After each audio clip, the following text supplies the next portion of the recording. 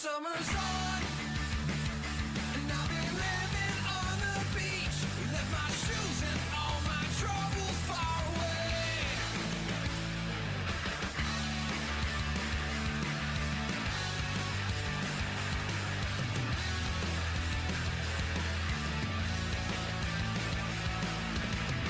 Been waiting all year to be here, to ride the wave of the water frontier. The ocean's warm and the tunes are chill. We'll stand here till we get our fill. We're working hard and we're playing hard too. We're gonna do what we gotta do.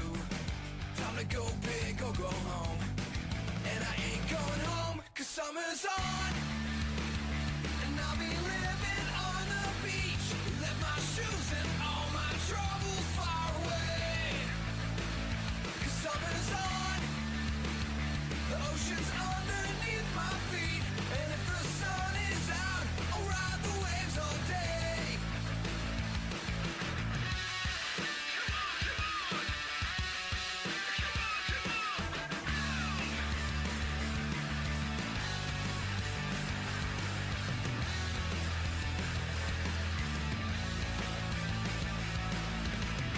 Everything we've ever wanted's right here. Don't wanna blink just to fight the fear that our time will pass way too fast, and I'll be dreaming of the beach another year.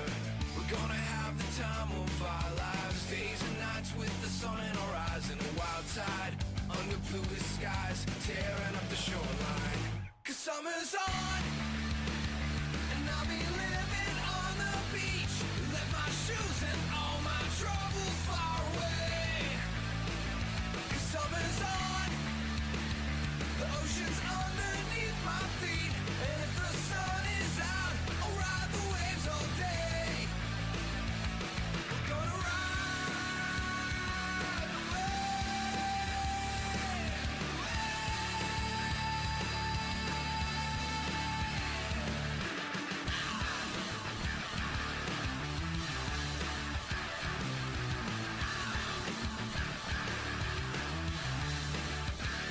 summer's on, and I'll be living on the beach. The summer's on, and I'll be living on the beach. Left my shoes and all my troubles far away. 'Cause summer's on, the ocean's underneath my feet, and if the sun is out, I'll ride the waves all day.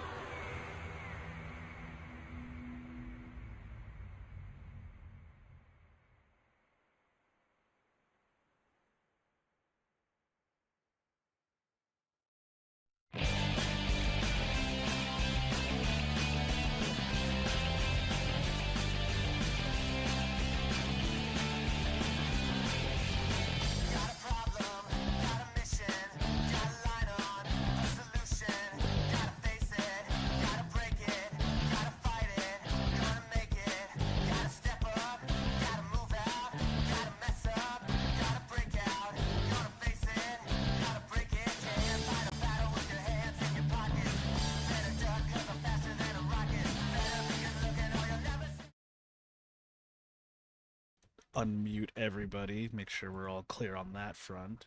And hello. Yeah, I mean everybody's working, so at least OBS says everybody's working, and I'm gonna trust the machine to tell me that everything's working. Because I am just a cog in the machine.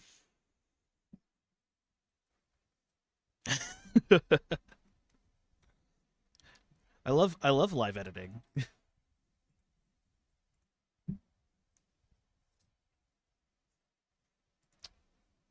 Oh, interesting. Hold on. Oh, yeah, nope, that'll do it. Yeah, Discord is being a poopy butthole. So let's see here. Let's go that. Okay, weird. Why is it not? I'm glad we fixed. I'm glad this is working. Tee hee hee. Okay, I have to go into. Let's see here. If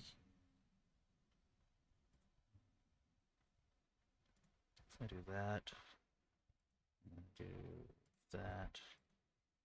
No? Weird. Why is it not? Oh, speak again, everybody. Hello. Hi. Okay, yes, I can I hear now. fixed it. I'm a genius. Let's go. Woohoo! Let's go. Look at us. Fixing things live. Let's go. Find what you need? Yeah. Cool. Okay, now I gotta get my dice. I thought I had it. When's Ariel gonna run her game, do you know? I'll bug her about it. Your dice. Flashing math rocks to work.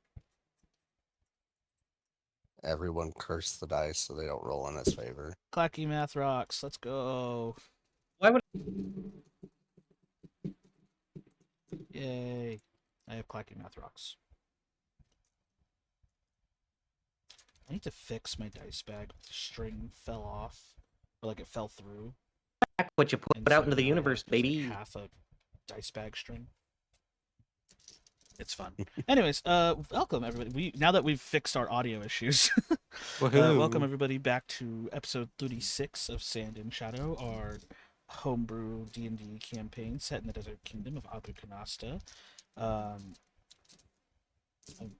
now I'm now managing my rocks. This is kind of a thing I do now. Well, while I'm doing that, hey, how about you guys introduce yourselves, starting from my left on the screen. We're gonna start with Violet. Left on the screen, you're right because I'm on stage. I'm on stage right. Mirrors. House left. Yeah, mirrors. Anyway, what was I gonna say? Oh. Hi, I'm not Mafia with underscores after each of those. And I play Violet, the undead warlock, rogue ghoul. Yeah. I haven't played with physical dice in such a long time. I've been playing like only virtual games for like months now. And I'm finally setting up a game with my cousins because they're old enough to indoctrinate into D&D now. Listen, if you're old enough That to is do going to math, be in person, and I'll be able to roll the real dice. listen, if you're old enough to I'll do be able to basic roll my addition, large you can D20, which I play. haven't in a long time. That's so cool. I'm happy for you. Like I say, if you're old enough to do basic addition, you're old enough to play D&D. Get them young. Get them at the age of 4. Or 3 if they're like super, or younger if they're like super intelligent. And like can create cohesive sentences. Basically, can you talk? That's D&D. Can you talk? Yeah. All right, going on to the next stage as I still continue to edit my dice. We have the wonderful Wailing Frog. Hello, I am Wailing Frog. I am playing Millennia, the fighter barbarian shifter. I'm here, Frog is not. as you feeling, can tell. Frog is Yeah. not feeling full. Frog is not in the fullest of health right now, but she is here. Don't know when I will be better. Yeah, kind of a rough couple of weeks you're having. Mm-hmm. And then last but certainly not least, my bro. How's it going, Room? I'm doing all right. I've definitely been significantly worse. Anywho, what up? I am Rune Phantom. I play the Arakakra Squarb Featherfowl, who is currently disillusioned with his job as a cop and is attempting to find another way to be a hero that doesn't involve brutality. Yay! I'm very proud of everybody. I'm very proud of everybody's collective trauma.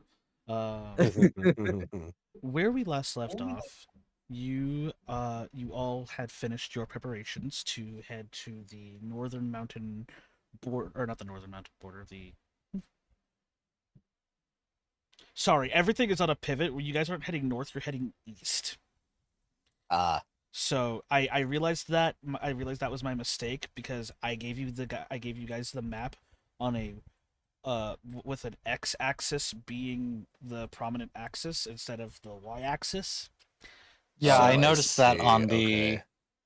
So everything that I have on the been map compared to. yeah, so everything that I have been saying, everything has to be shifted 90 degrees to the east or to the west because you guys would be going to the western mountains because Abukanasta is the far eastern country of the continent.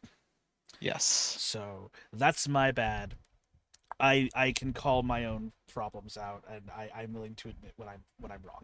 So especially about the world that I constructed, it's totally fine. It's totally fine. It might be helpful to put a compass on this map that just says north is to the right. I'll just on stream just like put a compass like on the scroll where all of our notifications come from, and just like shift the compass just slightly to the right. Well, at least the scar is oriented correctly. The scar cannot be oriented any more correctly. Like realistically. Okay, so but yeah, you guys are heading west because you're in the east, so you guys are heading west. God, I'm basically just doing the journey to the west. You guys are heading west to The journey to the west. I love that series. I need a bow staff. Ugh. Don't at me. We have I'm Hadozis. reading it and for philosophy class at school right now. You have a philosophy class? Ugh, I wish we had a philosophy class. We just had debate. Oh god, debate. Yeah, that was fun. I was a debate club nerd. I participated in debate for all of 2 weeks, and then I took a class on it because I needed I needed an elective, and that was an elective that I chose. I got a B in the class, so I clearly know what I'm doing, kind of. It's the research part that hurts me, not the talking part. Regardless, where was I? So yeah, you guys are heading to the west mountain border, to. I guess do two things in two parts. You guys are, your main goal is to find the heart of Serena, her core, in order to bring her back from a sort of zombified, cursed state, and then at the same time, you are also hoping to take care of whatever contingents of the cult of Golion that linger within the mountains. Those are like your two major goals. But you guys, when you guys were prepping your travels, you rented some Sunhawks for a modest sum. For I believe we set it up for 2 weeks. 3 weeks. We set it up for 3 weeks. Hey, look at that! My notes are actually proper. For 3 weeks, and then so yeah, and you guys have been flying for about 3 days now worth of travel. So you guys have about like another 4 days worth of travel because it takes about a week by Sunhawk to get to where you guys are at. You guys, throughout your 3 days of journeying, you have come, you've been under assault by a variety of things, be it winged kobolds of an unknown faction to air elementals that you were cleverly able to prevent from fully manifesting, to being raided by a group of hobgoblin, like a hobgoblin warband that was just traveling through the desert. But all in all, you have survived your journeys thus far, and along the way, you have been able to maintain your rations wholeheartedly because you guys have been doing pretty well at surviving throughout the desert wilds with what little resources provided. With that in mind, it is the dawn of the new day. Everybody should have had a long rest, so everybody's hit points should be back up. All spell slots should be returned. And then who would like to do the day's travel? Just a flat d20 roll. I can do it first this time because I did it last time. Okay. Yeah. 7. 7. Okay. Let me I play. was gonna say if it was a 6 again. Yeah, 6 is just funny. That is a clear day's worth of travel. So there is no Nice. events that's happening at this time. You are clear to go. Good job, Mafia. Woohoo! Yep. And then Nothing. Nothing. All right. But yeah, you guys you make your way down. Hold on a second. Just one moment.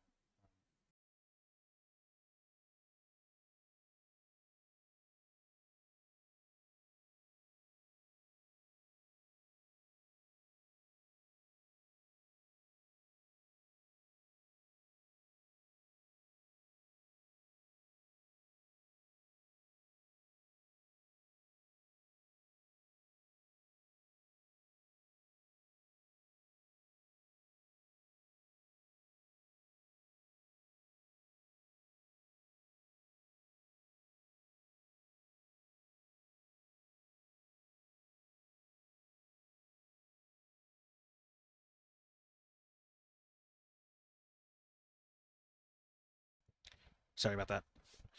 You're fine. Okay, so yeah, so wonderful days free travel. So who would like to roll? Oh wait, no, sorry for night. Desert nights are still a problem. Freezing weathers, things. Oh, actually, that's a good point. You guys have actually well traveled, but let me just see. Let me roll weather. Oh, have we not been doing weather rolls? Oh, no. No, we haven't, but alright, cool. But it's a desert. It only has 3 kinds of weather. Fair. Well, 5 technically, depending on the season, but we're not in the rainy season, so 3. Well, 4 technically, but regardless, you guys aren't in the rainy season, so it's a little different. Okay, so yeah, but no, it's clear weather, so there are no weather anomalies to report. So who would like to take the first watch, or did you guys want to do anything to prepare your camp prior to the watch? Just the usual. Mr. Yeah, Usual? probably. All right, I'm not gonna have you roll for the handling or for the sleight of hand because you've done it 3 times already, and at this point you pretty much just have them pre-created. Is what I Yeah. assume. You're just like, all right, well I'm not gonna fix something that's broke, so Basically. yeah. And I will continue to hunt. All right, go ahead and roll your survival check. 16. 16. 16's enough to provide enough rations for 2 people. Oh, Hold on. perfect. Oh, wonderful. Well, I am being hailed. I will be right back. I apologize. Alrighty. I do realize that Violet, this whole journey so far, has just been like completely unhelpful on finding rations. Like she could help, but she doesn't need to eat, so she just oh yeah, I'll be fine. Do you can you taste anything? Taste Like a can you little ta- bit. Yeah, like can you eat for enjoyment? I don't really. I guess I kind of can. Huh.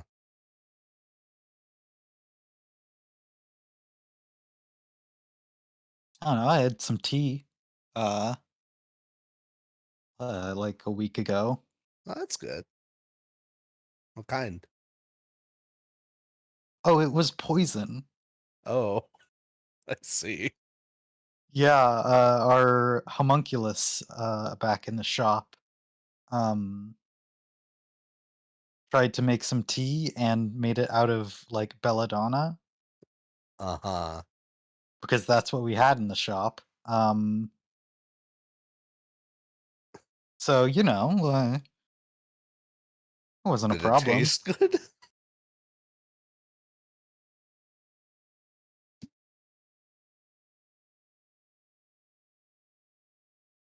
Did it taste like bitter, or was it like a sweet tea? It's really like difficult to describe actually. Huh.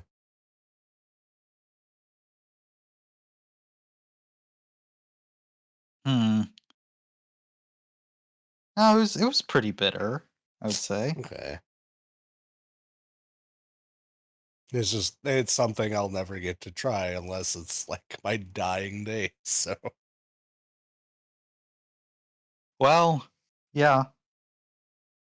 Uh,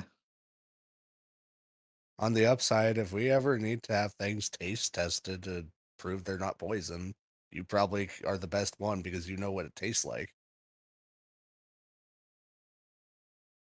it kind of tasted like every other tea. Oh,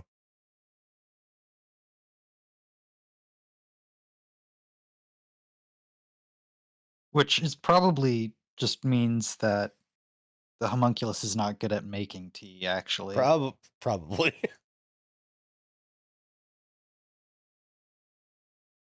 Yeah, because it was just hot water.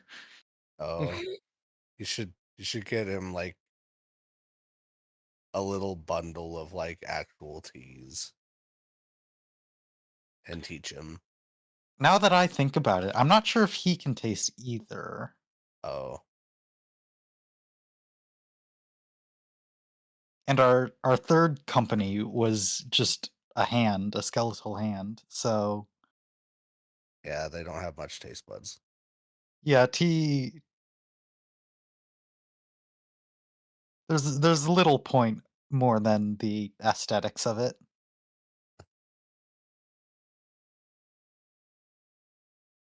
I'll eat when I'm trying to pass as human. Okay, that makes sense.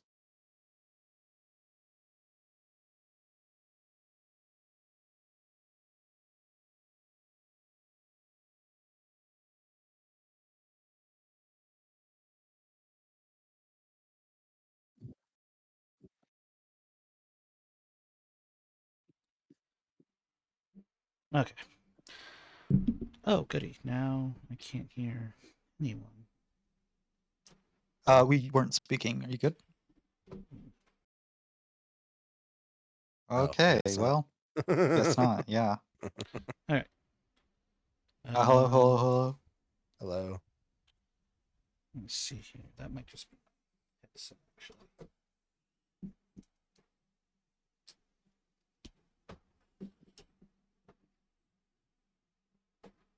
Oh, what's this? How is this called? All right, once more into the breach. Can everybody hear me Hello, okay? hello, hello. Hello. Hello. Oh, glorious. We've been able to Thank you. hear you this whole time, but you How did can't I hear us. butcher that? Okay, well, Oh no. ruh-roh.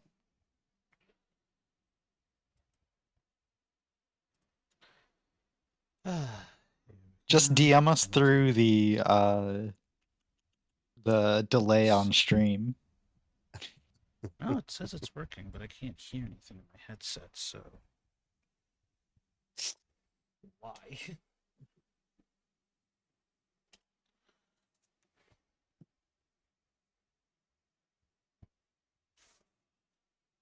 Um.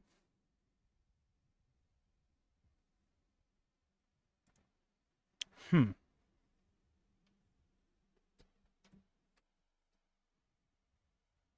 Come on. Still nothing, huh? I can't hear anything. Come on, headset. There it goes. Hello, hello, hello. Hey. Finally. All right, cool. So everything's good, and then of course my model stops working. So I get to fix that real fast. Hold on. Calibrating. Least scuffed stream. Listen. Average VTuber Average stream. VTuber experience. I'm telling you, man. I'm telling you. Okay, cool. I'll just turn off the camera. Turn it back on. There it goes. Calibrating. Perfect. Look at that. Everything is just fine. I'm just fine. Nothing could possibly go wrong on an average VTuber stream. Everybody went quiet, so now I'm concerned that I lost my audio again. Oh, I'm no, here. I was sorry. playing Okay, this. okay, cool. I'm like, I need banter, please. We did banter. Yeah, we did it while you were gone. Oh, wonderful. So Alrighty, we so got some extra Violet Undead lore about how the mechanics work of eating. just good filibuster. I appreciate you guys. Alrighty, It's so a good default. it is a good default. Like, hey, so how does that function? Well, and then just an exposition. Yeah, and it doesn't matter if it's inconsistent with previous expositions I've done. That's absolutely true, and I love every second of it. Okay, so Violet's just lying sometimes. Violet's just a pathological liar, but whether or not you know she's a pathological liar is up to her because she doesn't know if she's lying or not half the time. All right, so Millennia had retrieved enough rations for the day to feed 2 people, so that will save you guys the ration. Why am I bumping back and forth? What is going on here? Hold up a second. No, just never mind. We're fixed. We're fixing it. I'll fix it. Don't worry about it. We're getting it done. We're doing it. We're doing the thing. Oh, Woohoo. I know why what's going on here. Hold on a second. I see what's happening here. Yeah. I'm just really You're up face to close. face with greatness, and it's strange. Da-da-da-da-da-da-da. All right, now that we all know that we're all Lin-Manuel Miranda song. yep. Dude, my roommate fucking hates Lin-Manuel Miranda. Straight up is just like he's the most overhyped, under-talented songwriter. Well, as long as he's still getting paid by the mouse, I don't care. Right? Nah, Yes. I don't think that he's like under-talented, but I do think that he's maybe a little overhyped. He's a little conflated, I will say that much. But he's also Yeah, no, like but his show is coming to my theater, so who am I to say? yeah. He's Like, helping I keep the actually- lights on. I actually enjoyed Hamilton a bit, but like, you know, I enjoy it retrospectively now. When it Yeah. initially came out, I was like, man, you all need to shut the fuck up about Hamilton. Like, well, it's I because am- nobody fucking could shut up about it. yeah, like I said, I'm like, y'all need to shut the fuck up about it. But then, but like, you know, after working where I work and actually going through the hell of that which is running the show, and just seeing what goes into it, like behind the scenes, I'm like, never mind, y'all can talk shit now, but thank you for staying quiet about it. So yeah, so fun story. Hamilton's coming to my place, so I get to work that Woo. next year because it's coming in next year. I have yet to watch it. Honestly, it's a good watch. Like I watched it through Disney Plus, but I also can watch it backstage, so you know it's kind of a weird behind the curtain view. It's like watching a director's cut. It's weird. But anyways, so yeah, so you have your rations, and then who is taking the first watch for the evening? There'll be 2 watches this evening. I'll take first. Okay, go ahead and roll me a perception check. Let's see if the dice like you. You got it. Because last week was rough. They don't like me. It's a 4. Oh no. Okay. Scorb's been sucked into his own thoughts a lot lately, and maybe taking watch wasn't the best idea. Scorp. You know what? Does screw it. my passive help at all? And mine. What is your? Well, I'm just on passive she- watch she- every yeah, time yeah, because you're- I don't yeah, Yeah, sleep. she doesn't have to sleep. I'm also alert. Alert just means you can't be surprised, but you are Yeah. unconscious. Let me see. Your passive perception is 12, so Violet, no, you don't detect anything Rip. through your comatose state either. Okay. But I will make this an opportunity for Scorp since he brought it up. I will make this an opportunity for introspection. So what's going through Yeah. Scorp's head? Really, he's just kind of sucked into like a lot of the reading that he's been doing lately, wanting to distance himself from the recent brutality that he witnessed this organization that he thought he could support engaging in. Mhm. He's incredibly disappointed with the changes that have been made to the Skara Audine. He thought that they were like about helping people, and the changes made to the prison just on their own indicate that that's not what they're about. Like he feels a little bit stupid for not realizing that the coin guard was more about coin and less about guard. Right. So that's just kind of where he's at. He's a bit lost in like reconciling all of that, and then again thinking back to when Violet tore him apart for almost completely tearing apart our entire plan. He's straight up just like, "There's got to be a better way, man." Right. That's a lot of what he's doing right now. Is just, is there a like? There's got to be a better way for me to help. Right. And has Scorb found I guess the question I would have to ask is what does Scorb think he wants to do to fulfill does he have a plan? Does he have like steps that he wants to take to fulfill that overarching goal of I just want to help people? Because So, he's lot been of- in the Scar yeah. for a while now. He's been in the Scar outing for a few years now, but like before that, he was in a Knights Academy, and was thinking like he finds himself thinking back to a lot of what they were trying to teach him and how that actually meshes with the world as he understands it now. Mm-hmm. And he's also meshing that with stories that he's heard of holy warriors going around and just being helpful. Yeah. And so he's thinking like, maybe there's some way that I can take my teachings and the experiences that I've found here and move forward, and maybe, just maybe, I can find a little bit of divine aid, because I can't really do it on my own. Like, every time he's tried to do it on his own, it's blown up in his face, and he's really not feeling that. So maybe he just needs a little bit of divine help. Okay. So he needs outside intervention effectively. He's not sure if he actually needs the outside intervention. He's just a little bit lost, because I mean, shit, him doing things on his own is what got Serena kidnapped in the first place, is what he thinks. Him doing things on his own also almost blew up our plan to go and save her. It's just a lot. He's been through a bunch, man. He's tired. I can imagine so. Like even resting is not restful resting for him mentally. Not right now, no. Fair enough. Well, with that in mind, you don't even though you were lost in your thoughts, you don't see anything out of the ordinary. The fire, you keep the fire going just to maintain warmth in this chilly night, but otherwise it's a very uneventful watch for you. Yeah. Does Locke have any input on what Squarb is thinking? That's a good question. Let me Because like think part about of his that. night watch routine is also maintaining his weaponry and making sure his weapons and armor are clean. Yeah. Well, Locke and Key, being as one unit as they are, Key doesn't really have an opinion on anything. I know you specifically said Locke, but let me just get through Key real fast because Key's a narcoleptic shield. So, so Key doesn't really have an opinion.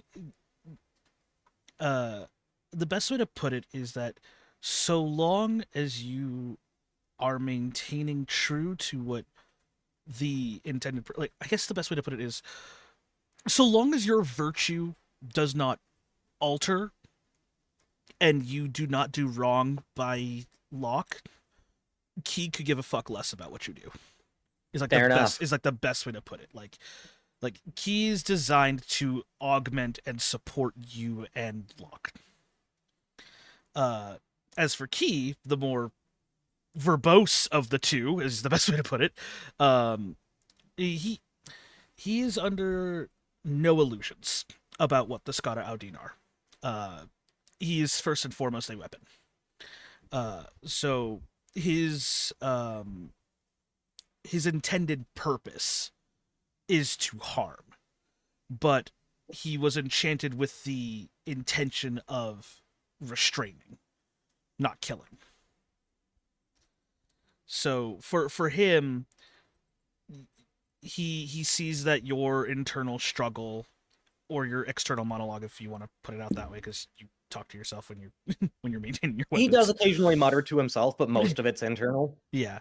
It's you not guys- like Locke can't see in there anyway. Yeah, you have a second connection to your weapons, so it's a thing with intelligent weapons. So no, Locke understands where you're coming from, but outside of being what he is, he can't do much more than provide what aid he can in the form of a weapon. Yeah. He thinks Well- that he does point out that he and Key are willing to stay with you should you still require their services. regardless of what path you take, be it outside the Skara Audine or not. Does he have any particular thoughts on becoming a holy knight? He does enjoy the idea of you get like these weird images in your head of like he does enjoy the idea of being a shining blade atop a hill, like being wielded by a holy warrior, like stereotypical, like, you know, knight in shining armor riding down into battle, being the sword that he is. I kind of really like that idea. Yeah, he I kind of think we should see what we can do to make that happen. yeah, he goes, I rather do like the idea of being called a holy sword, you know. It does have a nice ring to it. Well then, I suppose we should see what we can do to make that happen. Yes, I think we should. That sounds that just sounds nice. Yes, it sounds very good, Master. We should definitely look into it. But who would you like to awaken for the second watch of the night? This one can go to Violet. Yeah, Alrighty. I'd actually like for Violet to be awake a little bit beforehand. Yeah, absolutely. Just enough to overlap with Squarb somewhat. Yeah, no. Cool. So like Violet you said, catches the tail end of Squarb talking to his sword. Yeah. not the weirdest thing you've seen Scorb do. I know about the sword. Yes, I know. Yeah. I'm just saying, like, it's not the weirdest thing that you've seen him Yeah. do. Oh, hey Violet. Hello. I was just about to come get you. Yeah. Phew. I'm gonna go sack out. Okay. Oh, before I do, are you good? You got beat up pretty bad last night. Yeah, I'll be fine. All right. Benefit. Fair enough. In of- case you need it, Squarb hands Violet one of his potions of greater healing, just in case. Oh, that would be very nice. Yes. Wonderful. Out of curiosity, is that the side effect one? I don't think so. Yeah, it's just a potion of greater healing. Okay. You gain 44 plus 4 hit points. I've got nothing special listed here for that.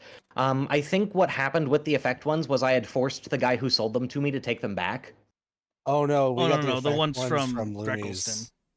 Oh, Yeah. these might be the ones from Greckleston then. I'm not sure. They don't have anything special listed on them. They're just potions of greater healing. I do recall selling those to you guys at some point. Because I still have one from Greckleton. Yeah, everybody should have at least one or two left, based on the amount of healing. These may be the ones from Greckleton then.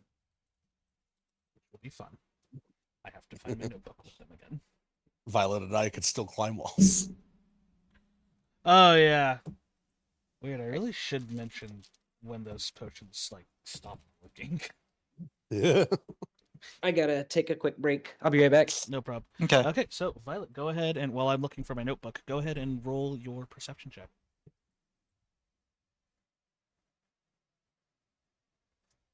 10. 10.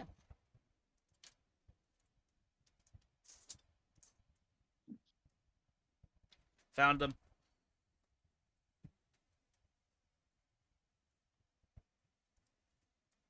I hid my notebooks away, so give me a second. I run 2 campaigns and I'm part of 2 others as a player, so I have a lot of notebooks. Okay, so gotta find the Greckleston notes here just in case this comes into play. On a 10. Okay.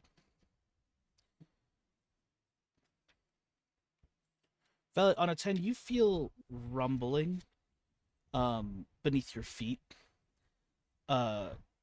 which doesn't feel uncommon since you're used to living on the Scarab cities. Their migration causes the city to rumble every once in a while to inform everybody that they are about to migrate, that sort of deal.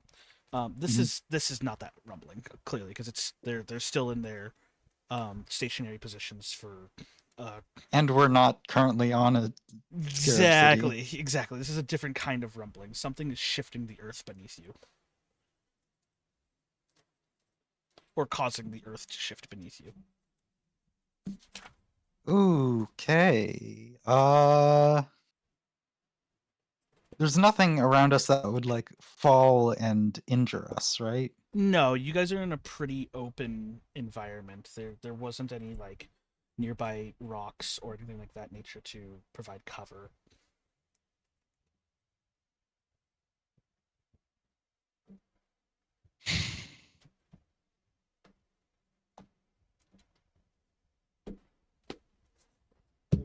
What would you like to do? Um,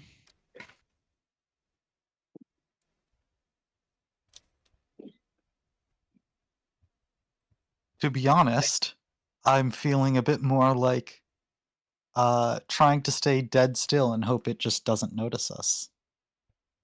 If there's anything there. Okay. Uh, that's I'll fine. put out the fire Okay. just to get rid of the beacon that we're putting out on the beacons have been lit. Gondor A calls new- for aid. Okay. Well, so you douse the fire, and I would say you become dead silent, but that's very easy for you to do, seeing as you're already dead. So, yeah. all right. So, the rumbling continues to go on for a few good seconds. And it seems to be getting heavier. Like you start to notice that some of your gear begins to rattle and shake, and I'm going to say at this point, Squarb and Millennia, you two would wake up due to this shifting of the earth beneath you. Cool. Shit. Yeah. So what are you guys going to do? Stay calm. Ready for combat. Yeah, ready, but stay calm. Yep. Okay. Um. What are I'm you gonna going? actually look at the Sunhawks and see how they're reacting. The Sunhawks are two of the Sunhawks are in a bit of a panic. Squarbs is like a general, so Okay. this is not Squarb's Sunhawk's first rodeo. He's like, I don't know what you're all doing. I'm chilling. So let's see.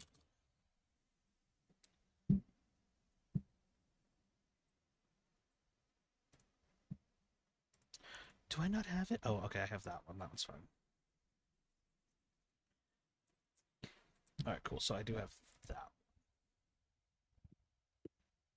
which is weird. I could have swore I had. Oh, I guess I didn't. Weird. I thought I did.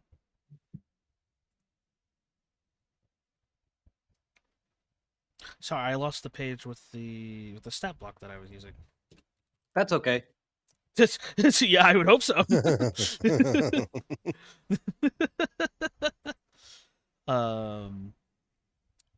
Interesting.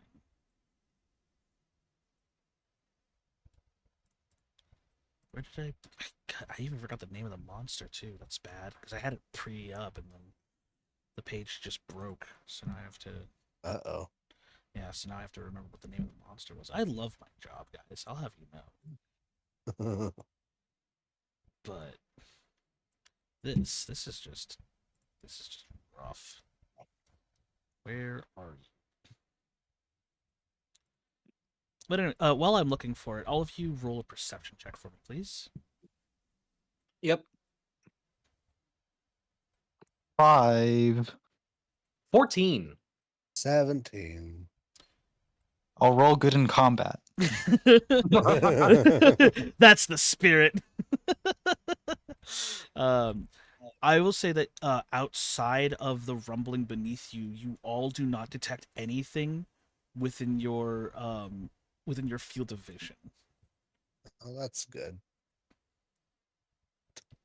Does Millennia smell anything? Oh, yeah. Ooh, that's a solid question. Well, let me think here. Will you be able to smell anything given it's... No, I would say no. Okay. No, yeah, the scent is not a thing for this one. But you will note that I guess the question is like because two of your Sunhawks are panicking, and Scorp's Sunhawk is a G. Um. Okay, cool. I found it. Okay, cool. Okay, it fixed itself. The page fixed itself. We're good. I was constantly refreshing it in the meantime, so cool. I wasn't expecting to run this, but here I am. Let me just set up an encounter for this then, because nobody expects this one.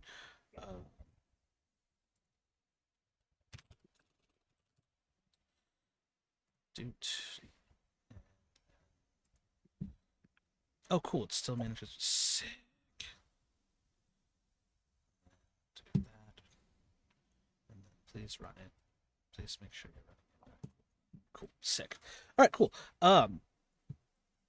So with that in mind, yeah, so none of you see anything, but you do notice that off in the distance, I would say, like at the very edge of your vision, whoever rolled the 17. I did. Okay, so Millennia, off in the distance, you see that the very earth is beginning to rupture and rise, sort of like something emerging from underneath. Like you know how like when water parts when something pokes through it? Yeah. Imagine that with solid stone and sand. Oh shit. I relay that and just ask mainly Scorb if that's something that he has encountered or heard about. I think that's a land shark. I think that's a bullet. If you would like, Scorb, because now that you have a designation, you can roll with advantage on perception checks, and then if you would like, you can roll a I'm gonna treat it as either a nature or survival check to determine what it is. Both are as good as the other, so I'm gonna go ahead and take survival. Is that just a flat roll? It'll be a flat roll plus whatever it is, yeah. Okay. That is an 18. Those are not the partings of a bullet. Oh. That is the sheer size of it. Oh no. Outsizes even the largest bullet that you've seen. Oh shit. What you're witnessing is the burrowing of a great worm. Oh, word. Oh, fuck. That's a great worm. We should probably Scarper. Yeah, let's fucking leave. Do we have We're enough time to gonna march together and get on the Sunhawks. yeah. Based on the distance, you can tell that it is trying to locate prey that have just been laying about in the cold desert. So you have enough time to gather your things and fly atop the Sunhawks. Yes. Okay. Cool. I vote that we do that. Yeah. Yeah. Okay. So as soon as you guys pack up and go, I'm going to just quickly roll for this. Oh yeah, good. Those are bad rolls. That's good for you guys. You notice that as you guys finish packing, you look off to see where it is, and it is gone. And then as soon as you ascend, I need all of you, like just as you are ascending, I need all of you to roll two things: animal handling and dexterity saving throws. Oh. Okay. Hang on. Mm. I have a Okay. here. Okay. Let's go. Natural 20 on the Is on this the a animal save handling. to avoid falling off of my mount? You would have advantage, yes, because of That's your what I was asking. because of your training. Yep. Okay. And a that natural is 20 on the- my dex save. I got two natural 20s. That's a Wow. 13 on the animal handling. Okay. Your DC is actually lowered score because it's your particular Sunhawk. Like it's trained for this sort of thing. Yeah.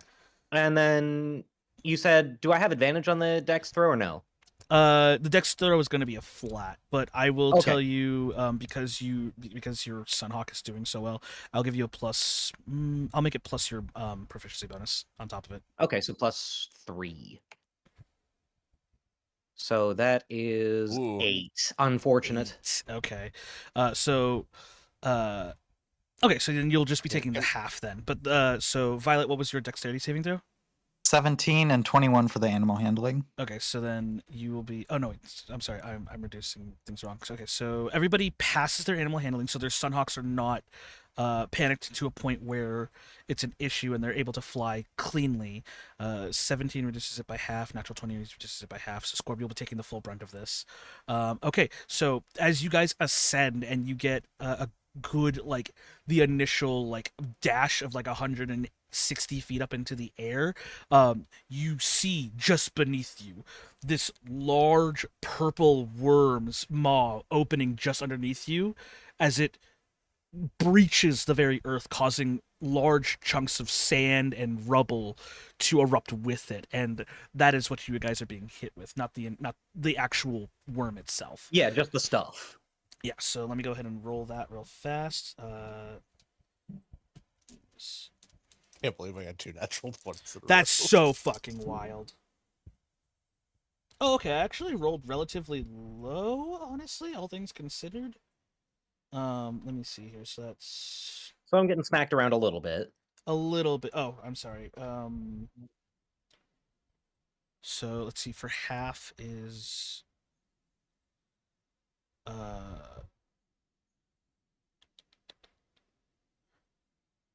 never mind. I miscalculated. It's gonna be pretty hefty for Scorb, honestly. Oh no. Okay, Can so I use my natural or 20 to help Scorb a little bit? how?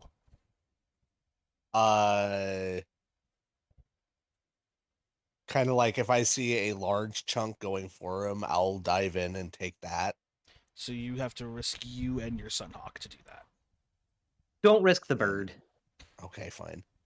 Okay, so I've got 72 HP. I can probably take this. You'll- It's just not going to be a pleasant day for me it's tomorrow. not gonna be a Okay. very good day for you tomorrow. Yeah. Okay, so Violet and Millennia, you'll be taking 15 points of bludgeoning damage. Scorb, you're taking 30.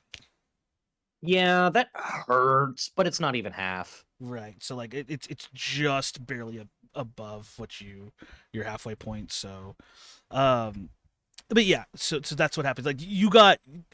I would say that just because your Sunhawk is just a little bit beefier, so it takes a little bit more time for it to ascend. Yeah. You just were a little bit slower, so you got a huger chunk of rubble to smack into you.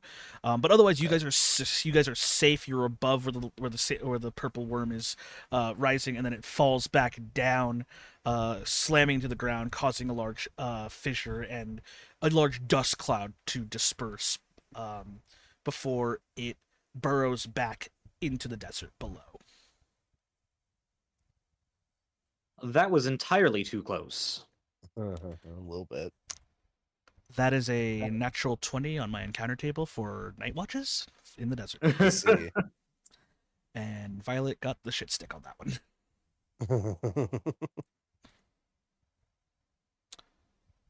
Thank cripes we noticed that before it was too late.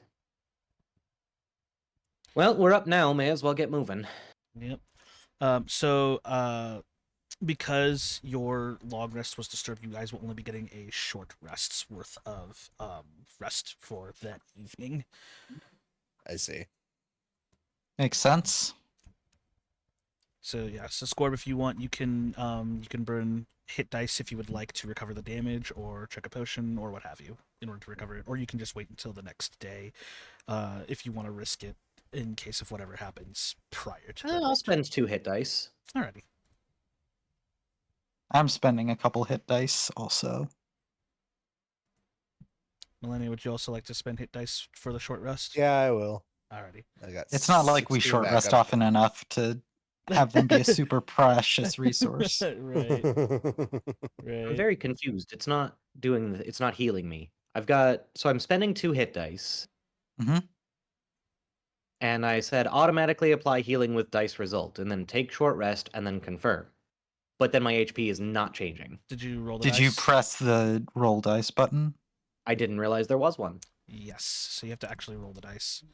So Where is that button hold here? on. Because I've got well, I have to If you actually press short rest, you have to check 3 of those buttons. Yeah, so you press short rest, you hit automatically apply healing with dice result, click the boxes, and then you're going to take short. Then you're going to click take short rest, and then you're going to hit confirm, and then the It's oh, you is it click not? the Oh. 1D. You click the 1D whatever plus whatever that appears. Yeah. Okay. So I accidentally wasted 2 hit dice just now. I'm gonna No, just no, yeah, reset. just and there we reset go. and do that again. Yeah, that's all you gotta do. Yeah. Cool. I'm up to 58, and that's good enough to make it through the day. Okay. Alrighty.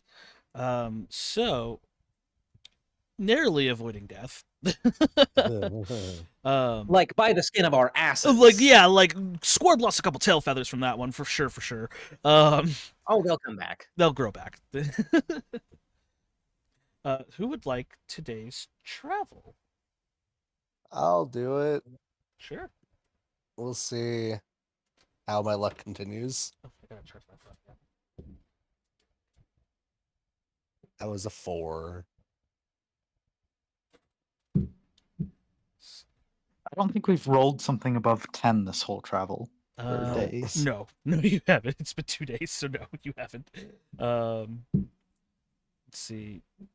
A 4. Melania, go ahead and roll me a d4. Oh, okay. That's a 4. Consistency, I love it. Okay. And then I would like you to roll me a perception check, please. Perception check. Okay. That's a dirty 20. Wow. Well, I'll tell you what, you can at least see things. You will note, as you all 3 of you are flying, you will note, Millennia, that as you were taking point, you see that there appears to be a caravan below you. And it looks like it's no bigger than 3 wagons worth, and they are using desert striders to pull the wagons. Okay.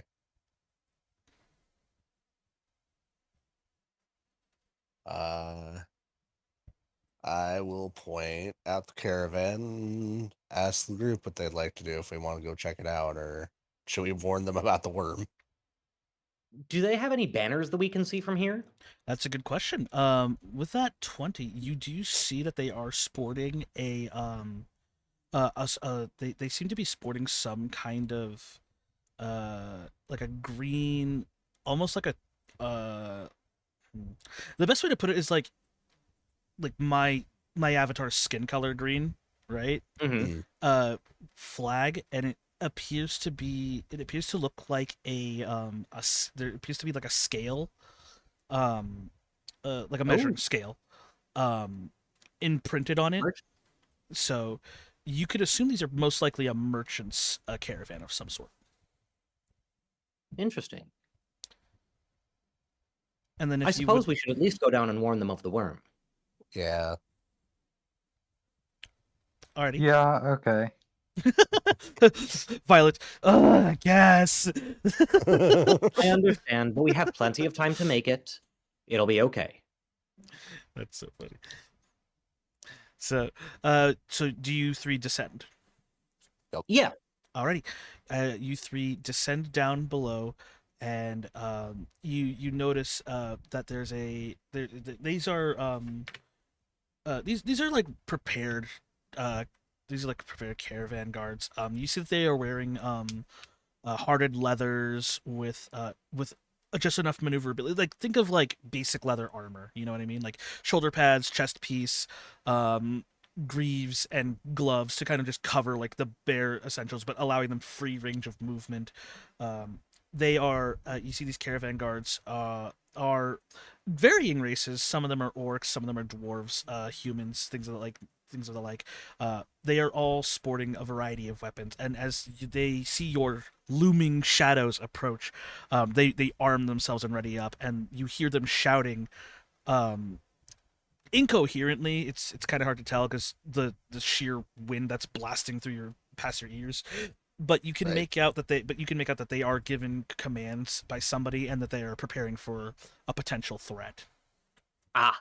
Makes sense. Squarb's gonna call out to them, "Ho, friends! We come bearing a warning, and hopefully not much more than that." You see that one of the caravan guards, this rather large orcish man, his hair is tied up in a ponytail with the rest of his head mostly shaved off, mostly shaven, shaved off. Wow, mostly shaven. He has these rather prominent underbite tusks that go just a little past his upper lip as he disembarks from the middle caravan cart. And he seems to be wielding what looks to be a large like warhammer in his hand. Cool. And he goes, "What warning do you bring?" We encountered a great worm not too terribly far from here, and Squarb will point in the direction that they encountered the great worm in. We just don't want anybody. I just don't want anybody to accidentally come across something like that and find themselves food.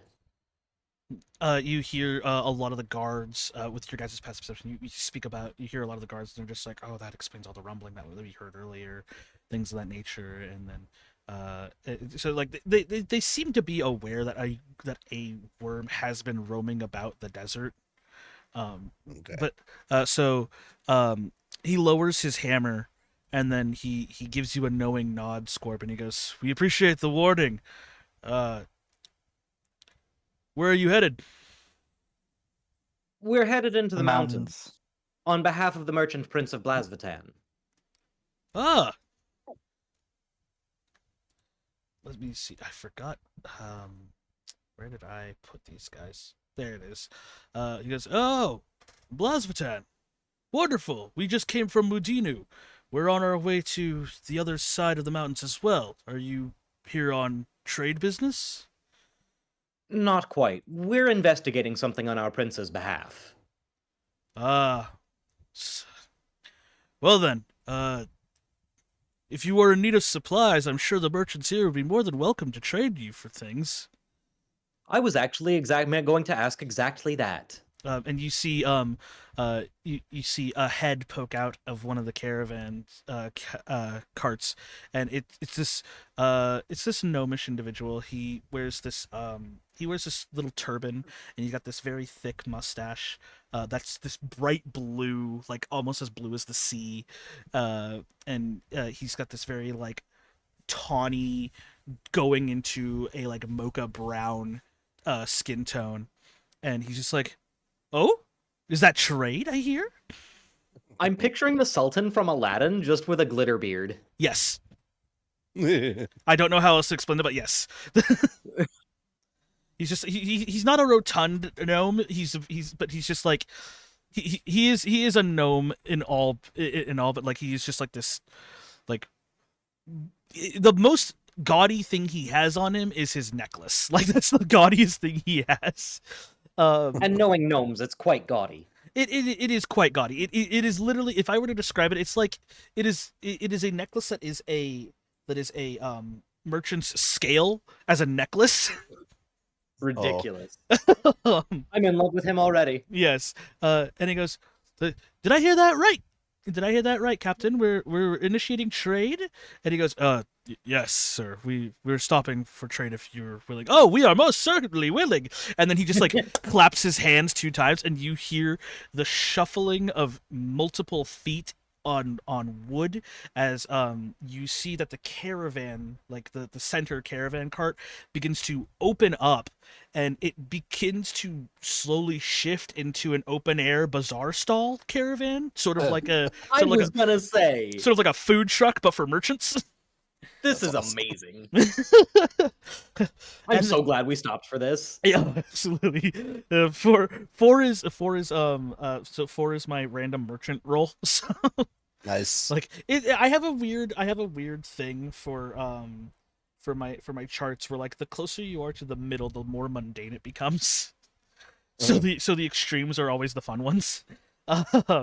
So for this one, so you see like this cart opens up, and you see gnomes, kobolds, and goblins are all shuffling about, moving merch around, and then like opening up displays and like sliding boxes into position, and then you just see the head merchant, and he just like presents himself very lavishly, and he goes, "Welcome to the Traveling Merchants Guild." And So you see on display there's various goods, there's fruits, there's silks, you know, there is some weapons here and some armor, but it seems that the predominant thing that they have is jewelry, various articles of jewelry. It seems to be a prominent thing. And they just said we just got in a stock of wonderful pieces here from Mudinu, just fresh off a commission. So if you want to peruse our wares, please do take your time. I would absolutely like to take a look at the rings, if I may. Yes, I'm yes. Are currently they rocking magical in a- nature? Yeah, that's exactly what I'm looking for, because I currently have a base ring of protection, and I'm hoping I might find something better here. Let me pull up the website that I have, because I did this last time. I forgot. I wasn't expecting you guys to roll, so I have to pull it up. Like, it's one of those things where I'm like, hold on. I have a thing for this. I actually have a thing for this. Where did I put it? There it is. Cool. So then I'm going to have to generate, and then this is a general store, and then we'll do that, and that, and do that. Just say that. No, none of that. None of that.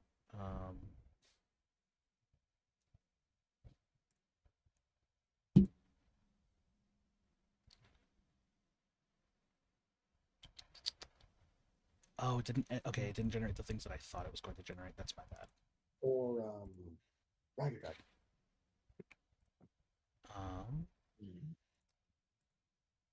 Okay, then I'll have to. Fuck, I'll have to do this on the fly this way then. This will work out. So let's see. We need rings, items.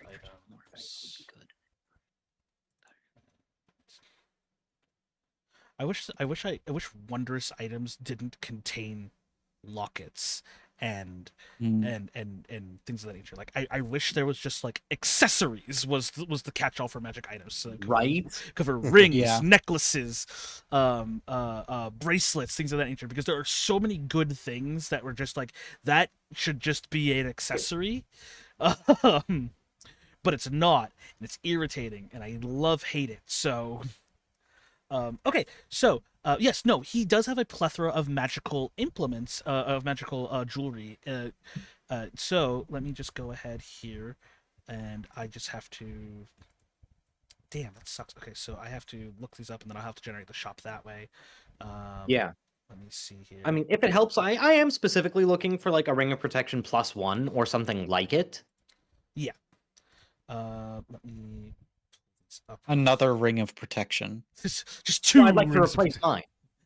2 rings of protection. Huh. Or wait, were you saying you're also looking for one? Nah.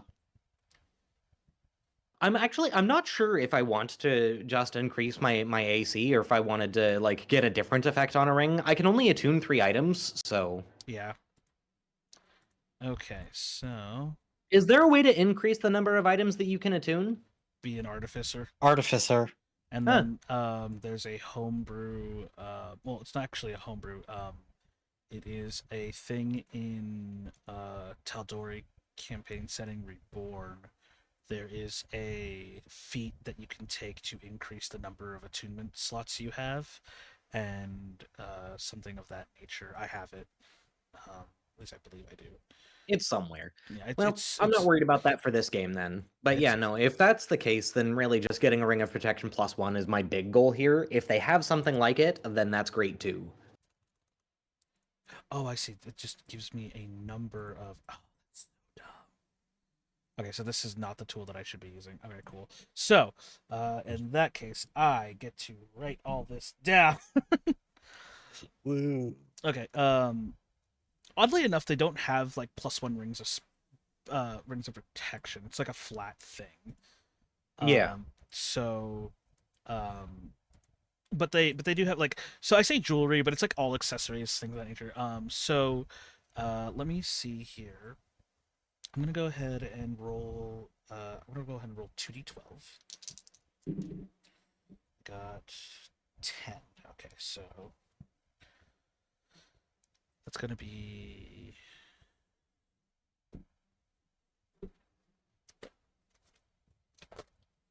Is that a real thing? Mm. Oh, never mind. Okay, it's an item that I don't have. I was concerned for something that I don't even have. So not even an issue. Okay, so that's a silly ring though.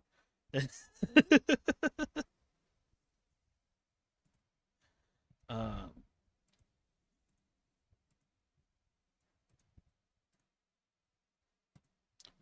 where is it?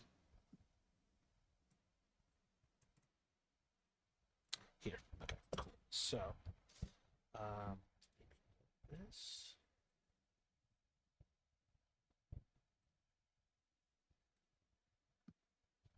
I have to write 10 different things.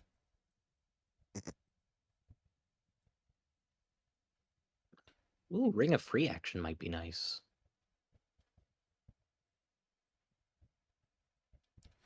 But is there anything else you guys are looking for besides rings while I'm writing stuff down? General travel supplies, more healing potions, maybe. Yep, they are. Other They than have that, those. like food. Oh, actually, here, give me 1 second. Here. They should have this actually, and then add that. And generate this. Oh, interesting. That's not what I wanted either. I guess I should just do this. Oh no, that's right. I have to edit that. Duh, I'm silly. That's my bad. Okay, so then we'll do this. We'll do that.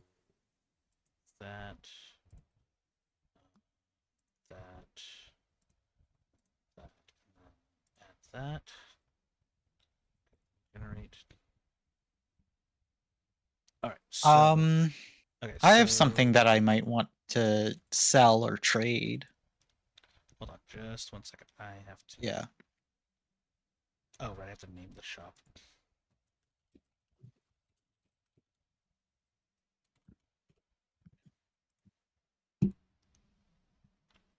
Okay, and then I should be able to share this.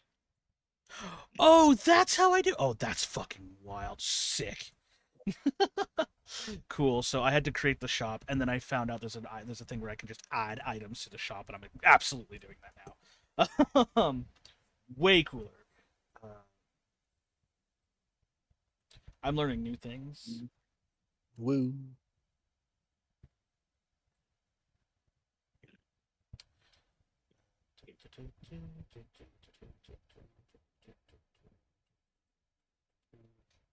One, two, three, four, 5. Okay, cool.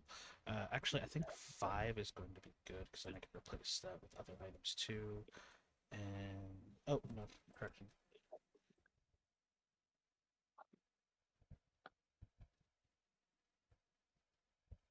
Okay, and then okay, so that takes care of the rings.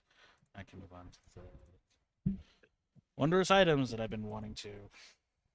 That's just so stupid.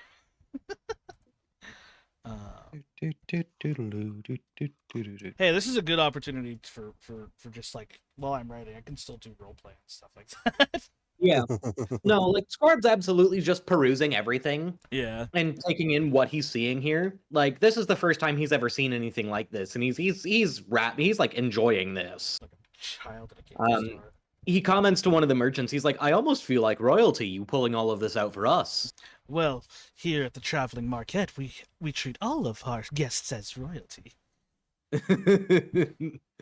And you Well, see you'll you see smash- this gnome. He's like rubbing the palms of his hands together, smiling. He knows what we're about. We Oh. know what he's about, and he knows it. He knows it. We all know. Do you guys by I'm chance chuckling. need a restock on water? And he looks over to the captain, and he go and you see that you see the orc captain just kind of like does a hand signal to like do like a supply check for everybody, and you see every member of his group just start doing supply checks. And then like they even go into the other 2 caravan carts just to make sure. And then they go, we could use a top up before we make it to the mountains. Yeah, that'd be good. I could gladly help out with that for a little bit of supplies. And then he gestures over. Supplies for supplies. Yes, that is I see that it's a very amicable trade. Yes, we'd be more than happy to accommodate that. If you would please, and he like kind of guides you over to the cart in the back. Yep. And then I'll take out my decanter of endless water and just fill them up. Sweet. He's gonna. I will say you can. How much is it again? How much water can you produce So again? I can produce 1 gallon, 5 gallons, or 30 gallons, and it's just endless. Okay, cool. Sweet. So yeah, we can go. We can say. Yeah, then I can reasonably say that you can fill up barrels for them. Yeah. So that way they have like reasonable resupplies. Let me see here. That's what I was looking for. Doubt they need this, but it's pretty funny. Do you know if the mountains are cold? I've been there through there once, and it was kind of a hazy adventure. Oh, yes. Well, you'll have to speak with our cartographer, and then, he points you to the front caravan, and our navigator. They would be able to tell you more. But from my experience, no, it's not too particularly cold. Humid though, Okay. very, very humid. Yes. Cold, not so Understood. much. Unless you wish to go. Humidity is the worst. Indeed, and you see that he pulls out like a very equally gaudy handkerchief as he begins to like lift his turban and starts patting his brow. I Oh can yeah, handle Violet light, is no currently problem. human, for the record. Oh, I just mentally assumed. Yeah. I can deal with dry heat, no problem, but my feathers just get dicky in humidity. It's the worst. Oh, I can imagine. We have wonderful cloths available for just such an occasion, if you would like. Ever the salesman. I'm very good at what I do. I'll tell you what. I'll admit. I'll give in just a little bit. Show me these cloths. Wonderful, wonderful. Is there a particular fabric that you would like to make sure that your wonderful feathers do not get too tattered or injured in the process? You know, I've never really had much of an opportunity to engage in luxury. Oh well, then I simply insist. And he walks over, and you see that there are these large bolts of cloth that they have Mhm. on display. And he goes, I simply insist that you try this. And he pulls out one of the cloths, and let me see if I have it here in my notes where it's from. Yes, I do. Thank God I do. I was gonna say, real talk. No matter what fabric you're showing me, I'm at least getting a handkerchief because this is fun. Fair. He goes, these are imported silks from the far eastern country of Longyi. And you just go ahead and feel this, and as you reach over and you feel it, it's like velvety, but in that but like sort of like that weird off-brand velvet. You know what I mean? Like Like the velveteen. kind of, yeah, like the thread count is good. Like, don't get me wrong, like it's smooth to the touch, but it's like it's not like the premium the velvet. You know what I mean? Yeah. I'd worry about damaging this with the kind of.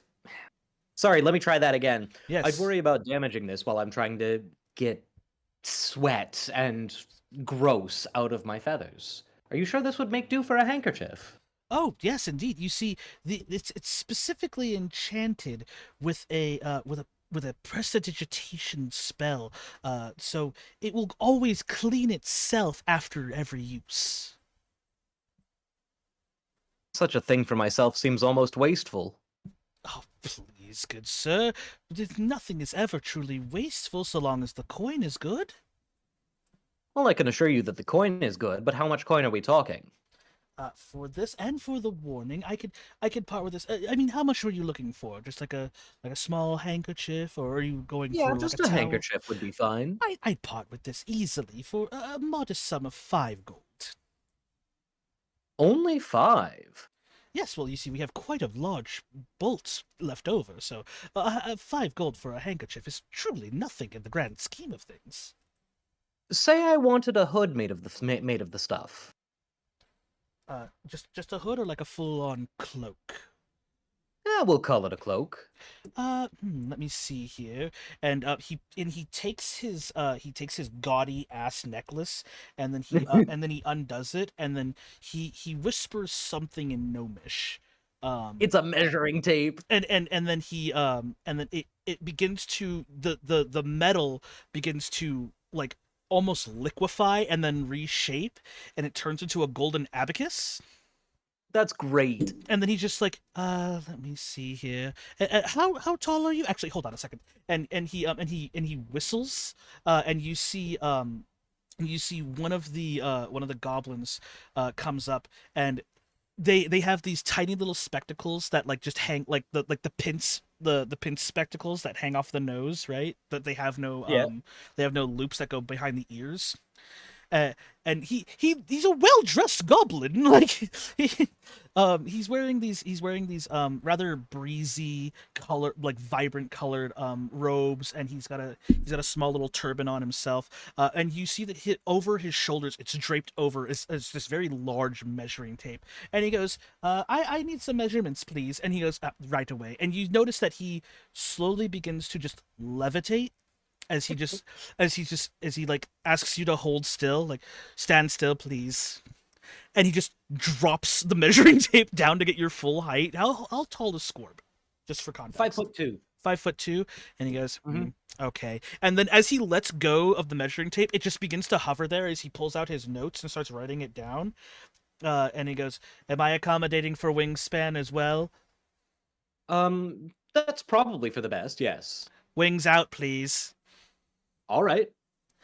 And then I would say for 5'2" Eric Cochran, your average wingspan, let's see, if I'm going from tip to tip, the max wingspan, that would probably be around, it has to accommodate for the body, so it's probably about... Wingspan is normally around as tall as you are, right? Yeah, I'm talking maximum wingspan, so from tip to tip. So Yeah. it's probably Yeah, if about he's 10 and a stretching it. half. Yeah, that'd be my guess. I'm gonna give you some breathing room. I'm gonna say I'm gonna give you a full 12, just for comfort purposes. Mhm. And he goes, okay, and then he just like brings it over to one tip and he lets it go. It's like static, and then he just extends it all the way to the other end, and he goes, about 12 feet, and then he just snaps his finger, and then the entire thing just goes slack. Okay. That's a hell of a way to use immovable rods. That's what I'm saying. He goes, oh, so you're familiar with this trick. Oh, that was out of game. Oh. Squarb probably doesn't recognize what this is in game. Yeah, no, Does he? I would say you're familiar with enough mundane magical items where things like an immovable rod, though it says it's otherwise, I would say that you're familiar with magical items where that's sort of a thing where you're like, oh, that could be explained as an immovable rod, but you haven't seen an immovable rod, so it looks like enough. this is like a modified immovable rod, so. So yeah, no, that could be something he says in in game then. 4, 5, 6, 7, 8. Okay, cool. And he goes, yes, this is a we took the enchantment of the immovable rod and put it in into a measuring tape. It's quite useful, honestly. It's very good to have. It's a very cute trick. Yes. Okay. Well, I have your measurements here, and then he hands it over to the gnome merchant, and he goes, okay, so accounting for the measurements, the amount of fabric required, and then we could probably get this done on the road, yes? It won't be clean, but we could. Okay. I can so- always have it touched up when I get back to a city. Oh, that simply can't do, sir. We pride ourselves on our product and quality. So let me see here. So accounting for the time to make, it shouldn't take you too long since you already have the measurements. We're looking at about 20 gold in total for just the cloak. Well, excellent. I'd be more than happy to give you that. Wonderful. So are we going to be using this fabric, sir? Or are you looking for something more, I guess in your words, travel ready? I think more travel ready is probably for the best. Something that'll help me deal with the humidity of the mountains that would also not necessarily make me uncomfortable here in the sands. Wonderful. Yes, of course, of course. And then he just kind of like walks away for a little bit, and he rolls back up the longi fabrics, and then he comes back and he goes, would you like something in like a coat lined like a fur lined leather, or are we just thinking like breathable silks and cloth of the like? Breathable silks and cloth should be fine. I don't anticipate needing something much heavier than that, and besides, I can't wear too terribly much where I can't fly. Yes, yes, indeed, indeed. All right then. One moment, please. And he just begins to point out various breathable fabrics, things of that nature. Nothing that you haven't heard of before, but it is certainly it is certainly Like a linens lot. and stuff. Yeah, like reinforced linens, things of that nature. And he goes, and I believe that should be it. That should cover it. Excellent. I'll go. So, do I pay you now or upon receipt of the product? We would normally do now, but since we understand that everybody's busy and on the move, and with the threat of a worm roaming about, why don't we finish the product first to make sure that everything's good, and then we'll receive your payment. We'll think of it as a what do they call it back home? A promissory note, I believe, is what it was. Something along those lines. I did hear from your man that we're IOU. traveling. Yeah, I did hear from your man that we're traveling in the same direction. I Oh, suppose we could. How much? Hang on. How many days did you say it would take? you guys have been traveling for about 3 days now. Mhm. Well, no, you guys have been traveling for about 4 or 5 days now. Yeah, we're just about to This reach. is our now. day 5. This is your day Yeah. 5, so you guys about to have 2 more days worth of travel before you reach the mountains. And if we were to stay with these guys, that would extend our travel time by how long? If you were to maintain traveling with these guys with their desert striders, or with their For sun at least as long striders- as it takes to make the cloak. Oh, for at least it would be about 2 days to make Oh. sure to make the cloak. But you could reasonably but at least you would have like more people to watch out for. You guys could probably get like the pros and cons kind of angle themselves out. Like if you want I'll check with the expediency, rest of the party first. yeah, like if you wanted expediency, then definitely you should just avoid this. But if you wanted to, because you need this, Well, I don't know if I actually need it as the thing. I haven't even finished like- writing all these items out because there was something that I wanted to give you guys and I can't seem to find it, and it's an I alphabetical. apologize. I didn't mean to distract from that. No. This is for me. I've been writing stuff down, and they just happen to be like I just remember a lot of stuff that I wanted to give you guys at the top of my head, and then I'm like, what was the name of this one item? And I've been looking for it while I've been talking. So Yeah. So Squarb personally doesn't necessarily feel like it's required to delay travel, especially because we're on our way to do something really important for him. Yeah, So I want I the would cloak, agree. but I don't want to delay our travel by 2 days. I think moving faster is better. Yeah. So rather than traveling with them, are you capable of delivering the item when it's finished? yes, we are a traveling band if it's along the route, or we can just make it along the route if we need to. So I'm not going to be able to pick up the item directly from you. My friends and I, we must continue moving. You see. So if it's possible, can I have the item delivered to the Skara Audine headquarters in Blasvatan under the name Squarb Featherfowl? Oh, certainly, yes. We can certainly make this a delivery order. Let me just write that down, and then he begins to write it down on a note, and then he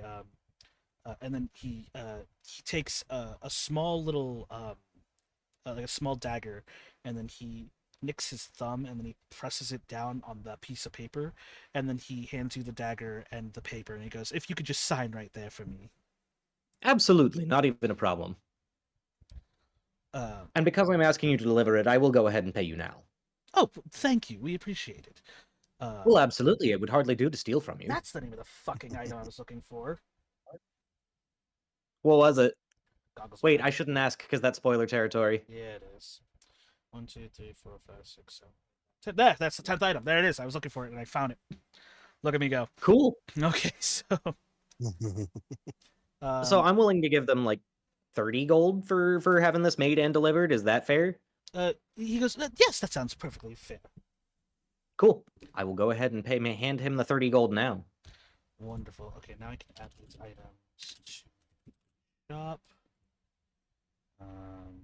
Did it actually add it? Is the question. There it is. All right, cool. So it does work. See, typing things is a lot faster. Reading the card explains the card. Reading the card explains the card. Oops, that's not how you spell it.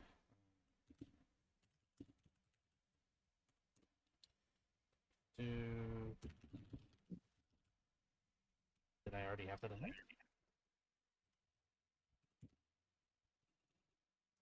Or are you just cheating me? Never mind, I'll fix it in post. Oh.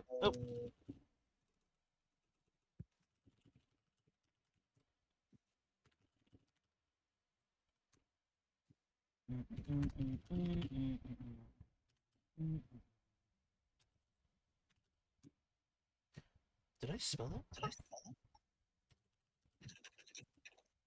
Oh, it's just not in the system. Okay, well then I'll have to mention that then. Just notate that.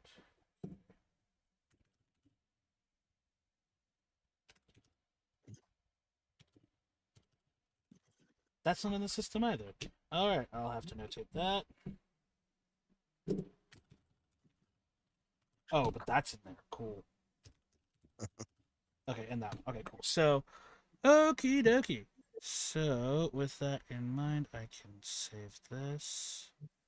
And then... Oh, those prices are way off. Just adjust the market value here to be about... that. Oh, this price is looking a lot more manageable and about where I'm at. And about where I want it to be, too. So...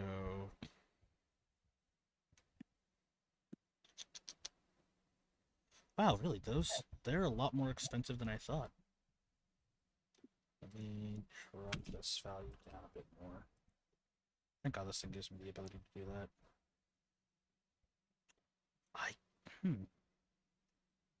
No, actually, this makes sense given the fact that this is a traveling market, so they have to make profit somewhere.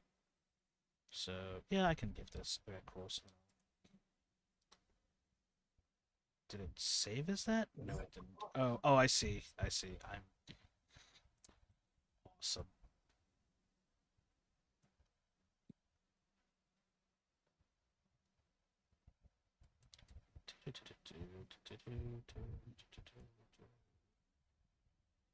Yeah, that's just so expensive. It's crazy. Oh, I see. The bug is still there. That explains it. The bug is still there.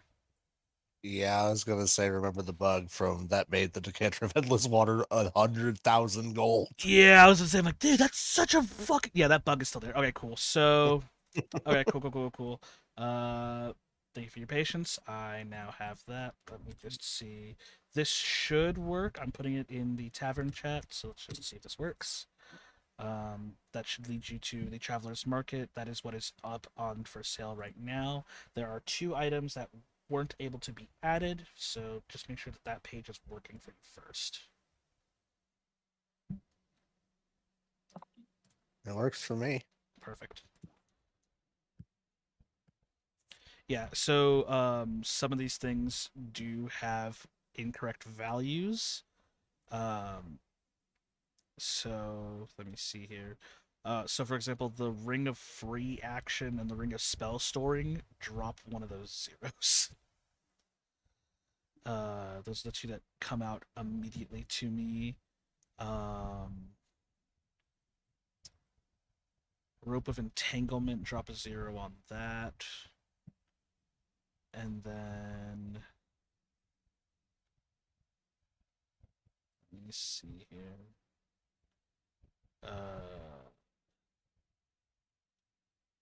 And then the Braces of Defense and the Cave of the Mountebank, those should be dropped down by 1-0 as well. So that should Interesting. That should be correct. Because I'm accounting for their trade routes and resale value, so Right. Yeah. So yeah, so like that's what's there. And then the two items that weren't able to be added is that there is an amulet of the devout in there, and then there is a belt of giant's strength in there. Ooh, ooh. I think Melly might make better use of the belt. Melly has 40 gold on her. Ah, how much is the belt? Let me pull it up. Melly also has 18 strength, so the belt wouldn't do that much. The belt, Oh, is it? the belt actually breaks through the maximum that you can have. Yeah. Oh, does it? Yeah, belts magic of items do. Oh. Yeah, belts of the only way you can break through the level or the maximum, which is 20, is if you have magic items equipped. Yeah. And the bare minimum, the belt of Hill's giant strength is 21 strength flat. So it breaks through. Oh. Yeah, it is a rare item. So let me see here. If I'm going off the calculations of other rare items here, I can calculate that to be. I'll lowball it and say because it is a stat boosting item. I'm gonna lowball it and put it at 400. Cool. Let me do some quick math. Because I also want the rope of entanglement. So Rope of entanglement's really fun. that's 400 plus 160 is 560. I can afford both. How It would much be are unwise. you? How much are you willing to trade for this ring that I have? And I'll pull out the ring of the ram that I have. And he goes, oh, an enchanted ring, and he Yes. he converts his abacus into a little spyglass used by jewelers. And he goes, seems to be in relatively good condition. Have you been using this? Not as much as I thought I would. I see. So you're just hoping to get something to replace it, yes? Yeah. No problem at all. Let us see here. And I also have to double check with the ring. It's rare. It should be a rare, so it's whoops, I still have it set to wondrous items, my bad.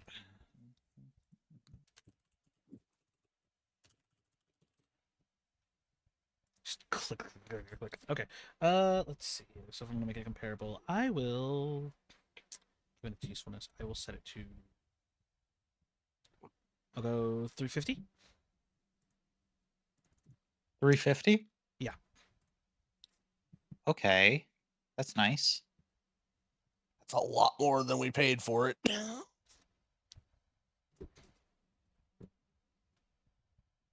Okay. That means I can buy more than I thought I would be able to here. Also, what supplies did I get for restocking the water supply?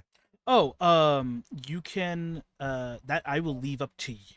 What supplies were you hoping to get? Some basic potions and rations would be fine. Okay. We I can need to pull out a calculator. Okay, so there are everything that's all the potions that are in the shop, those are available for you to get, and I would say for the value of 30 gallons worth at once with an endless supply. Wait, how often can you do the decanter? It's endless? Endless, I could just do it. Okay, cool. So I would It just say... stops pouring at the start of my next turn, then I could just do it again. Oh, okay, cool. All right, so I would say with that in mind, you could... Because water is a precious commodity here in Abu Kanasta, I'm going to say they are willing to trade you for the water. You can take a potion of supreme healing equal to the number of party members you have. So I would say the maximum would be 5 because I'm still counting Lumi and Ember here. You can also and then you can also grab an equal supply of superior potions of healing, which is also 5. So I can get 5 of each? If you would like, yes, because again, water is a precious commodity in a desert kingdom. So This is there any kind of discount we can get on that belt, given what we may given our help here, or are we about at the extent of what our goodwill will get us? That was a trade of supplies for supplies, so that is right. Well, I'm willing to drop the 560 to make sure that I get my rope and you get the belt. We're good on healing potions now. Yeah. And Okay, I'm going to. You said 350 gold for the ram? For the ram, yes. Okay, I'll trade that and then 50 of my gold for this vicious longbow, as well as those bracers of defense. Okay. sick. Which So, 240 for the bracers, right? Yes.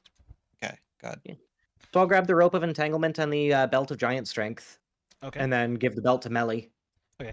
Oh, thank you. Melly, that is a belt of hill giant strength. Hill giant. Okay. If it was anything larger, the value would actually probably be more accurate. Yeah. And then And that's I'm my going- last attune slot. Oh shit! Do I have What? to attune this item? No, I don't. I No, can. not with okay. the rope. misread it. No, no, I was misreading some of it. I was like, wait, if I have to attune that, I don't want it. no. No. Cool. I will go ahead and add 5 potions of Supreme and Superior to my inventory. Yep. Amazing what would happen if you trade water in a desert kingdom. Right?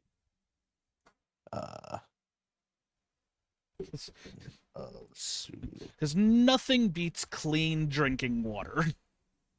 It wouldn't Violet shock me if now has a really good armor class for having zero armor. armor, yeah. That's amazing. Because I've got mage armor to bring it to 13, plus 2 dex, plus bracers of defense 2 again to bring me up to 17. That's pretty dang good. Good. That means I can throw harder things at you guys. Ah! Yeah. But yeah, no, it would not shock me if most of the cities had some form of like decanter of endless water in them somewhere. Yes, they have they have something similar to it. It's a how do I describe it? It's sort of like a weird fusion of the decanters of endless water mixed in with like with a specialized gemstone that allows them to produce the waters within the cities. Yeah. It's a little hard to explain until you guys explore deeper into it, but that's like the best way The to alternative describe would it. be weird, and living on Beetlejuice doesn't sound like a fantastic thing to me. Yeah, no. Like For Squarb and Violet, go ahead and add 1 Supreme or potion of healing Supreme and 1 potion of healing Superior. And then I'll keep track of the rest so I can give them to Lumi and Cherry.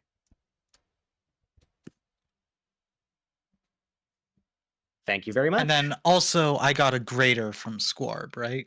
Yes. But that's the Greckles one, so that comes with some caveats. Okay. But the orc guard does after as you guys are shopping, he does bring up the idea, the notion of if we're all headed the same way, we would welcome the extra arms to make sure that the caravan makes it to the mountains. I wish we had the time to spare, friend. Of course, no problems at all.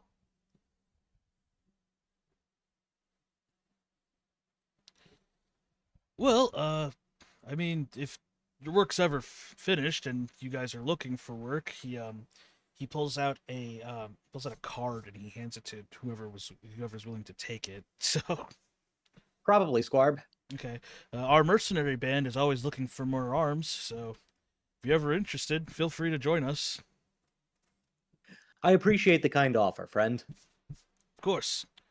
And he looks out into the distance and he goes, "Looks like we're not expecting any clouds, so I would say beware of flying too high." Of course. Lost it. Never mind, I got it. I still have it. I'm smart. We're good. All right. Well, is there anything else you guys would like to buy, or anything of the nature, or? No, I've just completely emptied my purse. I'm good.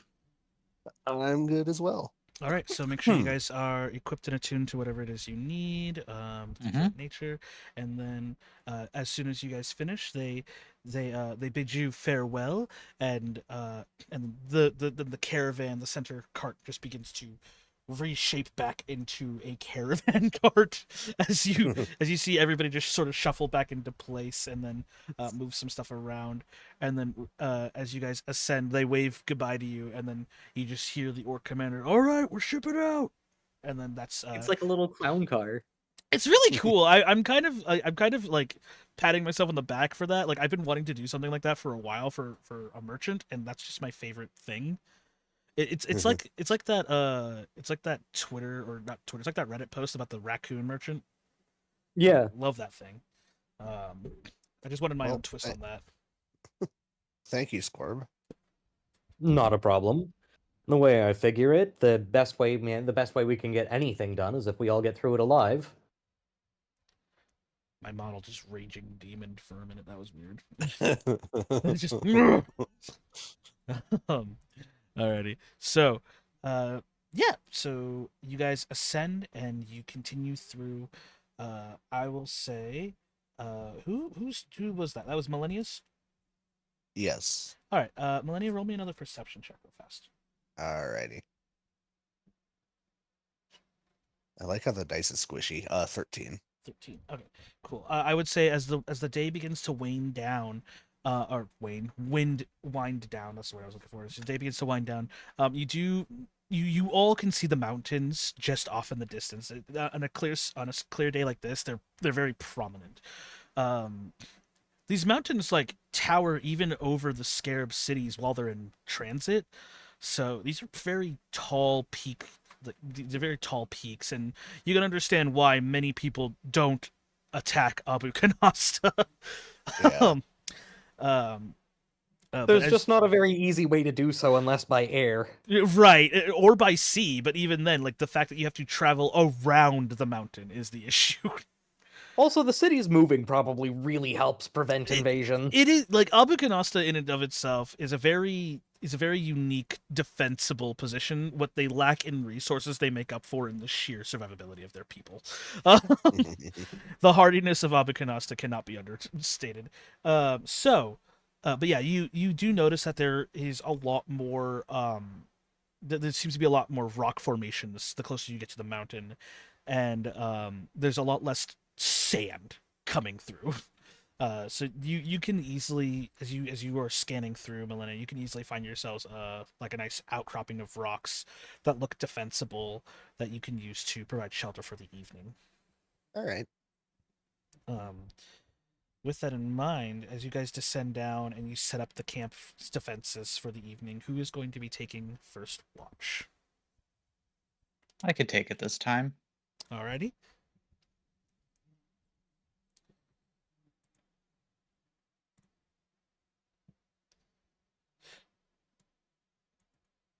$11 on my perception.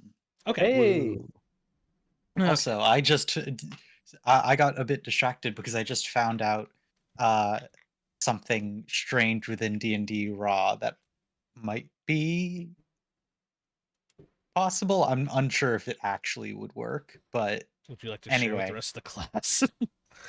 So Warlock's Eldritch Smite, Yes. I think you could also do it with Paladin's Divine Smite. They are two separate smites. They're two separate smites, but they both do once. They both say once per turn when you hit a melee creature Yes. with a weapon attack. Yes. But can you only do one smite per turn? So That's specifically a rule. no. So how? So this is where optimization comes into play, and it's where it gets interesting. So so smites are additive. They are not multiple. Right. So like if you were like a paladin rogue, your smite does not add on. Your smite is additive to what your rogue sneak attack would be. So like you could be like, I'm going to attack with my dagger, right? Right. And then you go, but I also have smite attached to it. So you'll do the weapon damage plus your sneak attack plus your smite. Right. If you also happen to have a warlock on top of that, and you had warlock smite on top of that, you would just do that plus warlock smite. It's purely Yeah. additive. So yeah, in theory you should be able to do it, because there is no, according to Raw, there isn't a ruling that states, at least as far as I know, that states that you can have that you can't have more than one smite. The reason why paladins can't have more than one smite is because a lot of their smite spells just overlap what the effect is, and it requires them to burn a spell slot to do the smite. Mhm. So yeah, I'd have to look over the The smite. wordings. Yeah, I don't know. Yeah, I'd have to look over the wording, but like effectively, let me see here. It would just be. I was just thinking it might be a bit funny to be able to do Eldritch Smite, Divine Smite, Wrathful Smite, all on one attack. Okay, so Eldritch Smite. Once per turn, when you hit a creature with your pact weapon, you spend a Warlock spell slot to deal an extra 1d8 force damage to the target, plus on another 1d8 per spell, or per level of the spell slot, and you can have the target prone if it is a huge smoker. Okay, so that's if you hit. Okay, then I'll have to look up Smite. I'll look it up as we're going through. Yeah, Anyway, but we like, don't. on This is a tangent. yeah, that's that we don't need I to. will definitely look into that later, because that is one of those weird optimization things that I'm not an optimizer. I'm a role player, as you can clearly tell. So that's why it never really occurs to me like that's kind of cool. But I think it's cool. On an 11, you don't seem to find anything out of the ordinary. You you do note that it is a lot colder now, though, the closer you are to the mountains. And then on an 11, I will say you start to notice that there appears, as you guys got closer, you do start to notice that the mountains are snow-capped. Well, we're not going over the mountains, right? As far as you understand it, no. We're looking for some sort of base in the mountains, which I now only realize how big these mountains are. Yes. Ooh. This will be fun. Yeah, how are we gonna I find made it through them before. Yeah, but we're not looking to go through it. We're looking to find something in it. Right. A needle in a country-long haystack.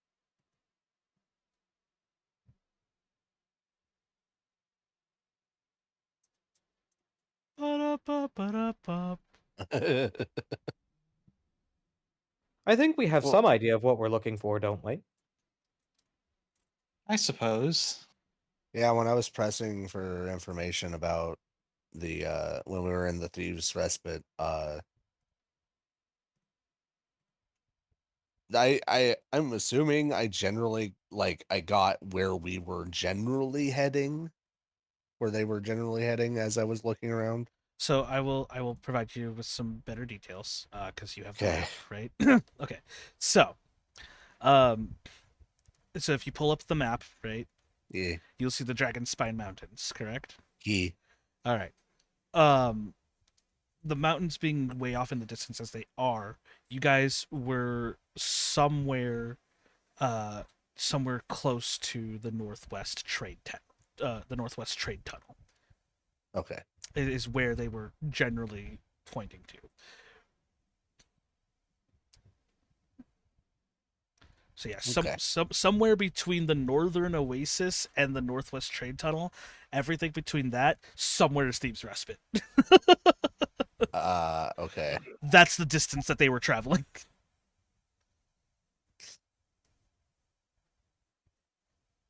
So yeah, if we just kind of spread out from the Northwest Trade Tunnel, I'm sure we'll be able to find it.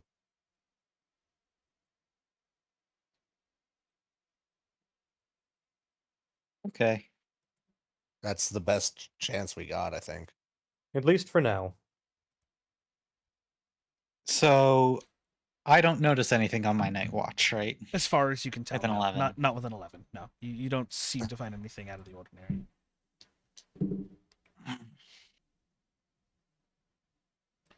So who would you like to awaken for the? Oh, During the night, I'm probably playing with my new longbow here. Yeah.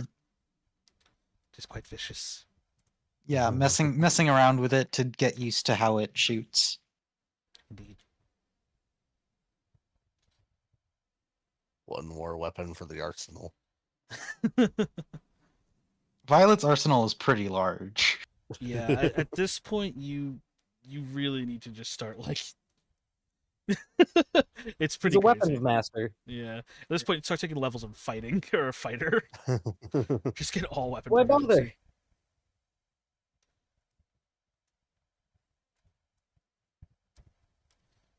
If I recall correctly, you took improved packed weapon, right? Yeah. Okay, so then that gave you, yeah, so that gave you the proficiency with it. I don't Yep. recall. Does it? It doesn't conjure ammunition for you, yes? Pretty sure it does.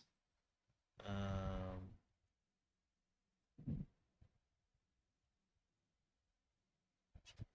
you can use it as a spellcasting focus, unless it's already a magical weapon. Then it gets a +1 bonus to attack and damage rolls. Finally, the weapon can conjure a short bow, long bow, light crossbow, or heavy crossbow. It doesn't say anything about conjuring ammunition for you. I'm going to say that they gave you a bundle of arrows for it, but just to cover the cost of the bow. But yeah, it doesn't say anything about it. Not like how it does for the artificer. That's interesting. That's weird. Yeah. I mean, because you're just In conjuring the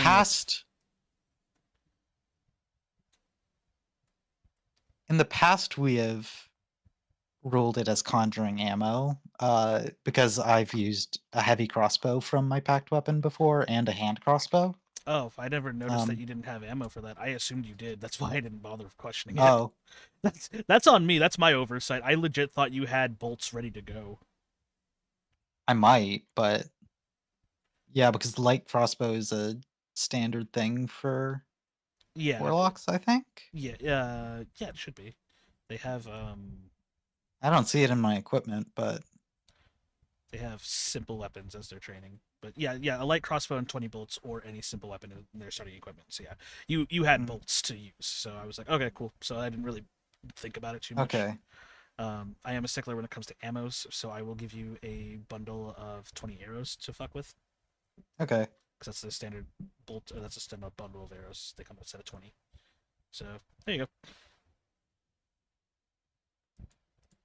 That's like realistically that and like rations are realistically the only sticking points that I have as of DM. It's just like I want to make it worth your while when you're using a weapon.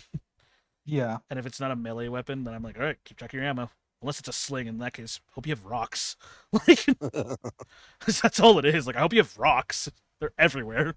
So yeah, I believe I can conjure pretty much any weapon I want. Almost, yeah, just about.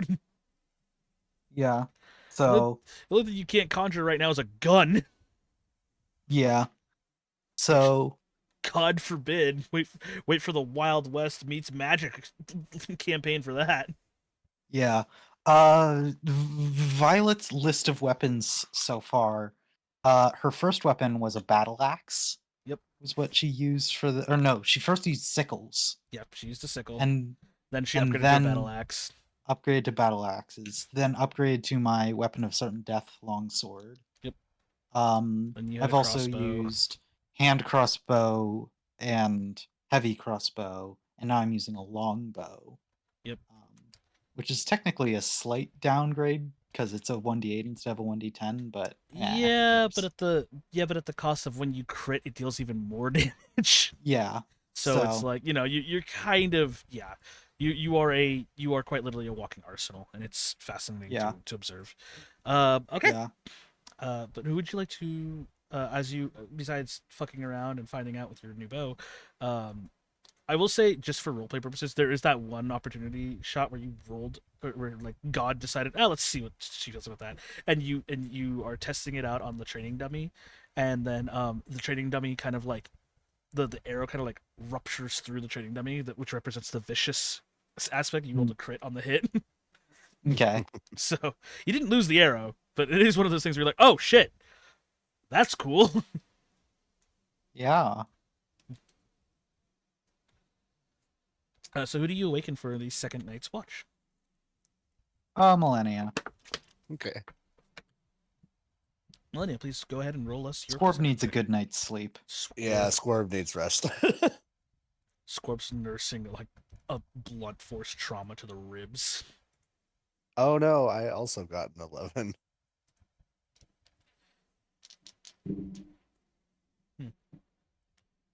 The dice seem to like you this day for random encounters. Yeah, no. The night goes by very peacefully. There doesn't appear to be anything of note. You guys seem to be pretty well defended, all things considered. Ellie's just lifting a really heavy rock now. It's just.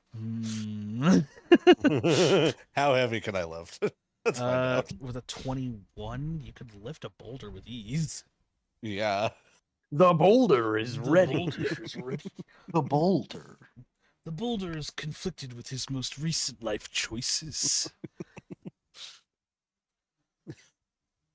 Yeah, as the rest of you awaken, you see Millennia is slowly trying to pull out a spire of stone. And in doing so, instead of trying to lift it, she ruptures it. Oop. So I mean, you can crush stone with your hands now. That's cool. Yeah. Impressive. He just Scary. giggling to herself. I will note that when she fully attuned to the belt, her musculature did bulk up a little bit. What's her base strength? She had a 18. 18. 18. So up to 21. Okay. Plus So, 3. Yeah. Yeah, her physical musculature actually was redefined after fully attuning to it. It was a slow process, but it got there. Okay, we're adjusted now. We're good. All right. Like- So The only thing that's showing is her left arm, so like that's the only indication that something changed. yeah, realistically, well, you do notice that Melly is like a little bit more like pronounced, like overall. You know, but like Yeah. the arm is the realistic like physical indicator of like, oh shit, she has been working out. Like, guess swinging that sword around did something.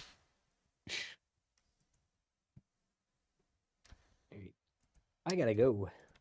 Oh, It's actually this is a good stopping point. yeah. Yeah, so because like I said, there's really not a whole lot more I can. Yeah, we'll figure it out. All right, but Yeah. we're gonna stop here for now. Good shopping episode, everybody. Everybody didn't die from the purple worm. Probably Nope. never Let's gonna roll that ever go. again. 5% chance, but we'll see. We'll see what happens. 5% isn't impossible. It's not impossible, no. Alrighty, but that's gonna be it from us, guys. That's a good place to stop. So we will. I believe we're all good for next week. Yes. Hopefully. All right, cool. So we'll be good. Provided my health doesn't take a drastic Yeah, downturn. it doesn't nosedive. Yeah. All right. So with that, guys, that's going to be it from us. Thank you so much for joining us once again. We will see you next week. Until then, stay safe. Have something to eat. Get some water. I know I got to continue drinking water. And then we love you. Goodbye. Bye.